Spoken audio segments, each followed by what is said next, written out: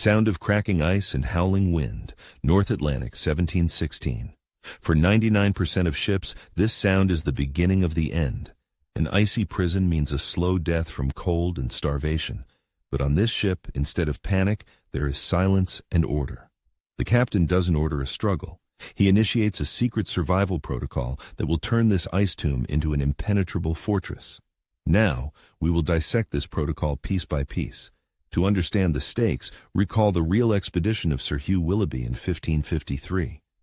His 2 ships were trapped in the ice, and the entire crew of 62 men froze to death. The pirate protocol wasn't just a plan.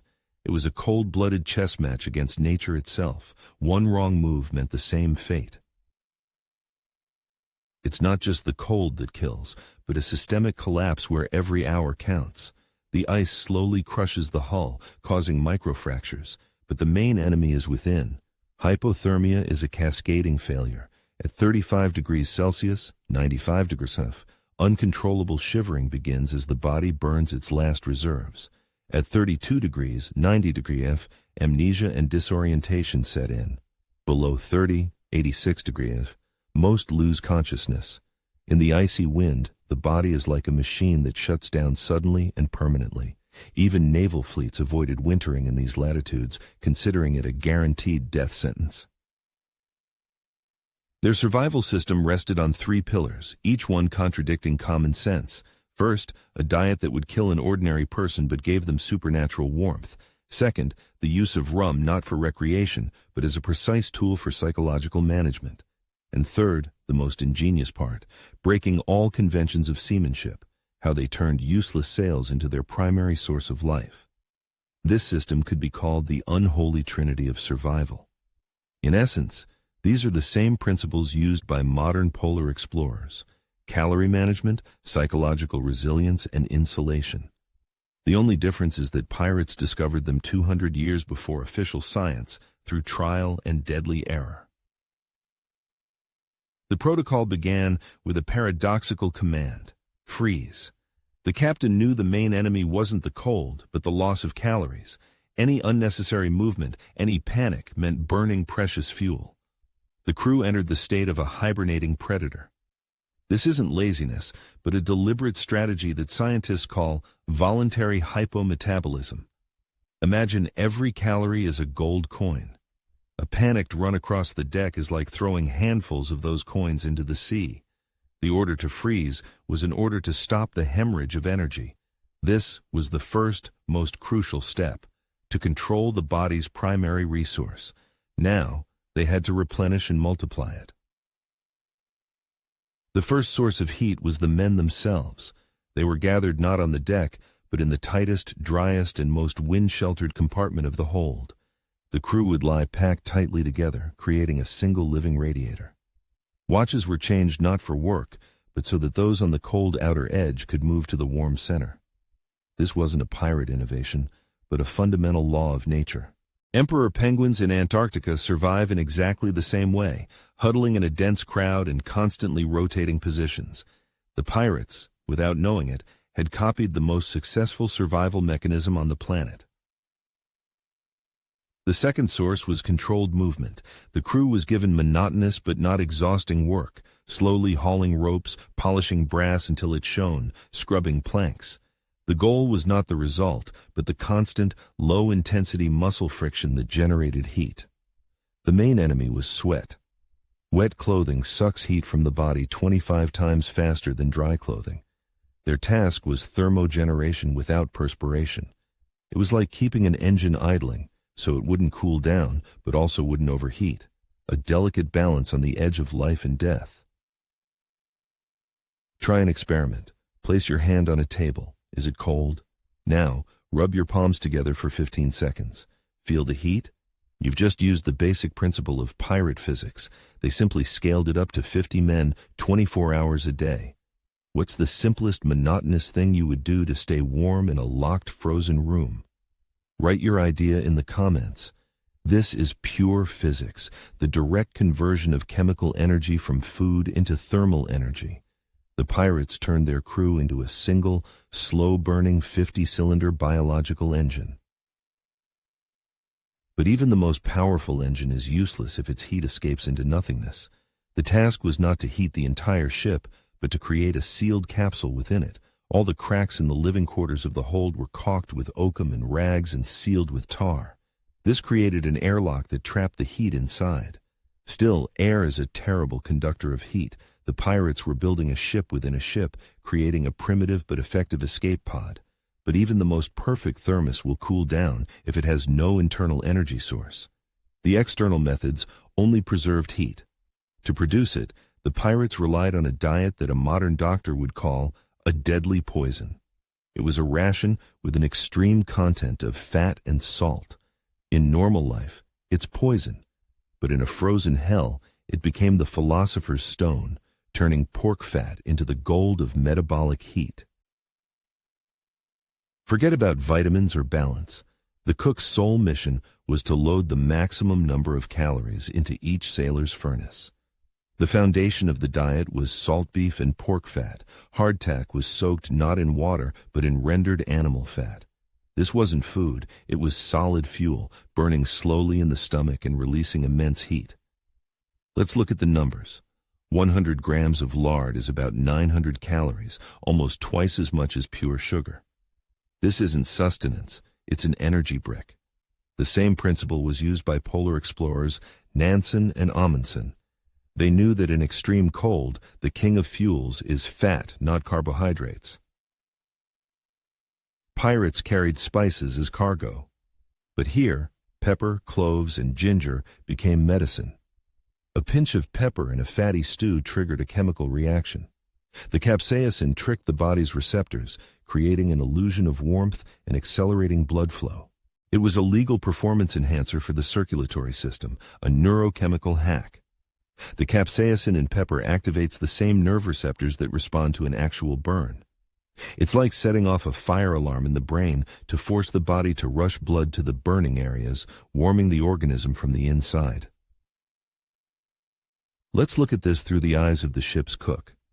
He wasn't a chef, he was a thermal engineer. His job was not to make tasty food, but to issue the required kilojoules to each crew member. Every piece of lard was a log for the internal furnace. Every pinch of pepper was a catalyst for combustion. Whether these men would wake up tomorrow depended on his precision. He wasn't working with recipes, he was working with the equations of survival. The bodies were warmed and fueled, but the most terrifying enemy lurked in their minds: apathy, fear, and madness. In psychology, this is called sensory deprivation or expedition madness. It's a psychological abyss where the brain, deprived of stimuli, begins to devour itself. And the cure for this was stored in barrels, marked with a skull and crossbones for a very good reason. The first thought is that pirates drank rum to stay warm. This is a fatal mistake. Large doses of alcohol dilate blood vessels, causing the body to lose heat at a catastrophic rate. Getting drunk in the freezing cold is a guaranteed way to freeze to death. So what was the secret? They used rum not as a beverage, but as medicine and ritual. Vasodilation creates a false sense of warmth. It's like throwing open all the windows in a house during a blizzard to get warm. The initial rush of heat to the skin is your core temperature, your life, escaping into nothingness. It's a physiological lie for which you pay with your life. Rum was distributed on a strict schedule in microscopic doses. 1 small cup, always diluted with hot water and spices, creating grog. This dose was not enough to cause intoxication, but was sufficient for a psychological boost. It provided a warming sensation and a sharp taste that distracted from the gloom. Most importantly, it was a predictable, small pleasure the crew looked forward to all day. This wasn't alcohol. It was a controlled, predictable dose of comfort in an uncontrollable world. In fact, this is the same grog that Admiral Vernon would officially introduce to the British Navy, but not until 1740. Pirates were using it as a tincture to maintain morale long before the admirals. The distribution ceremony itself was sacred.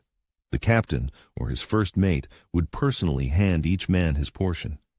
It was a daily ritual that reinforced hierarchy, order, and the fact that the ship was still under control. In a world where everything had collapsed, this small island of stability kept the crew from descending into anarchy and despair.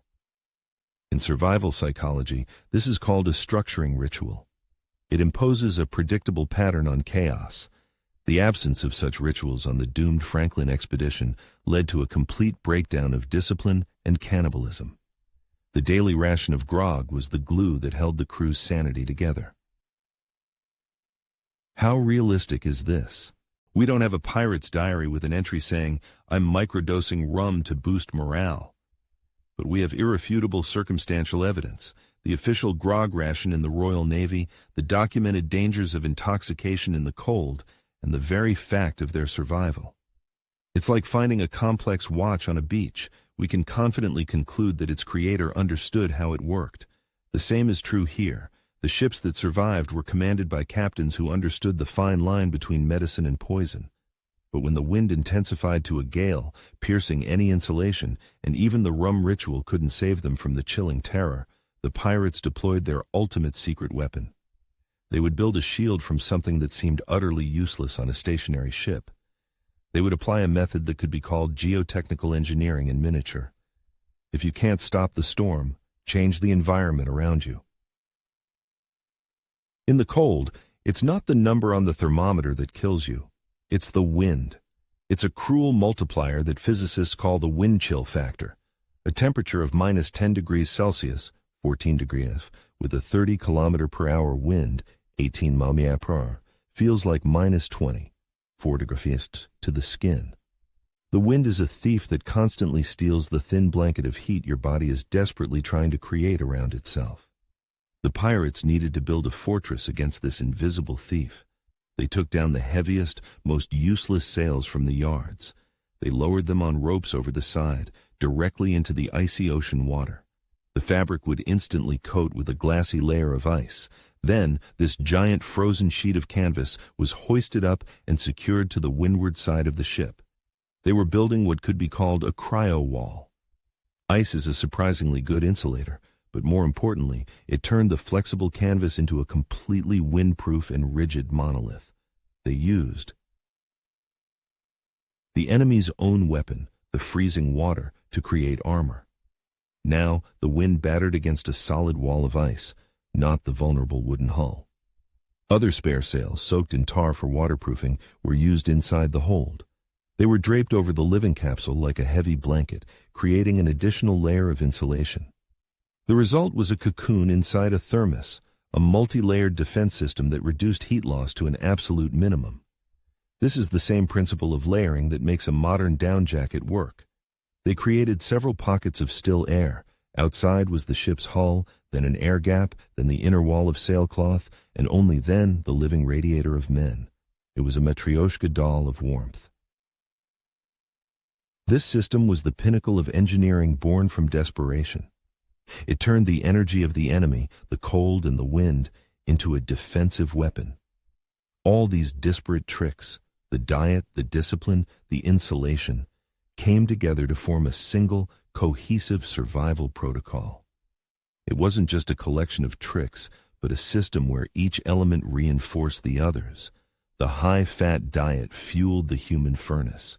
The cryo-wall protected that furnace from the wind. And everything was managed by a tincture of morale made from grog.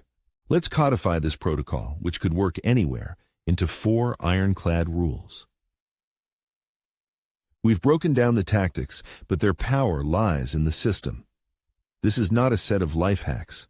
It's a philosophy based on a single principle. Don't fight the elements, use them. Don't waste energy warring with the cold, make the cold serve you. This is pure survival Aikido. Don't block your opponent's force, redirect it. Here are the 4 unbreakable laws of this protocol. The first law concerns energy. Minimize its expenditure through inaction. Maximize its production through high-calorie, fatty food. Your body is a furnace. Don't let anyone or anything waste its fuel. Every calorie counts. This is the law of caloric economy. The human body is a highly inefficient engine. Up to 75% of burned calories are lost as heat. In normal life, this is a waste. Here, this byproduct becomes the primary goal. You eat not to live, you eat to burn. The second law concerns the psyche. In the midst of chaos, create unbreakable order. Predictability is your anchor. The daily distribution of grog, the changing of the heating watches, a shared meal at the same time every day. Discipline and ritual are more important than empty hope. Their enemy was not the ice, but a mental vacuum. A brain deprived of tasks begins to devour itself. Ritual filled this vacuum, giving everyone a predictable purpose and meaning in the middle of meaninglessness. The third law concerns insulation. Don't try to heat the whole world or even the whole ship.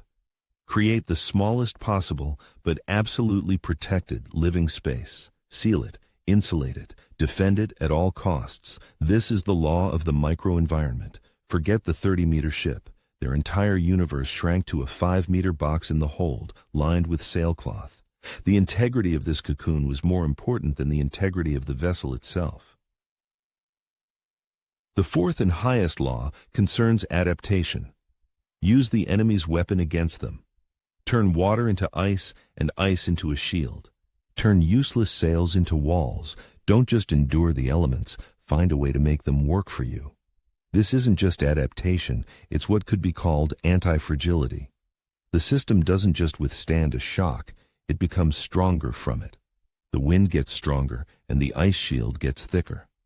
This is the pinnacle of survival evolution, turning a threat into a tool. And now for the ultimate question that defines everything. What do you think was the decisive factor in this protocol's success? The brilliant engineering ingenuity of the captain who devised it, or the iron, almost animal, will to live of the crew who executed it? Was it the spark of genius, or the slow-burning fire of endurance? Write just one word in the comments, ingenuity or will. Let's see which one wins.